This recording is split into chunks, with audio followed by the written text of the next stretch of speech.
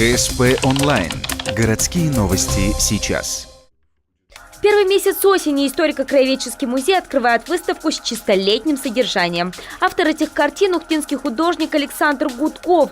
Живописи он посвятил всю жизнь, работая как в разных жанрах, будь то натюрморт или портрет, так и в разных техниках, создавая свои работы и гуашью, и углем. Но, как признается сам художник, чего он никогда не делал, так это картины на заказ. Так что на этой выставке ухтинцы увидят то, что шло из самого сердца.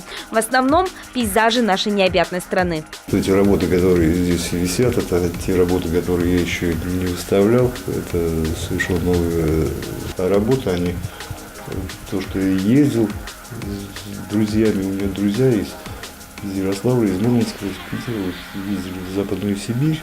Так, результатом этого путешествия стали виды на сибирские реки, питерские каналы и домики села Покровское, родины Григория Распутина. Также на выставке вы увидите наполненные летом натюрморты. Северной промозглой осенью работы Александра Гудкова, выполненные в теплых оттенках, станут самым настоящим антидепрессантом. Познакомиться с выставкой можно будет до конца сентября.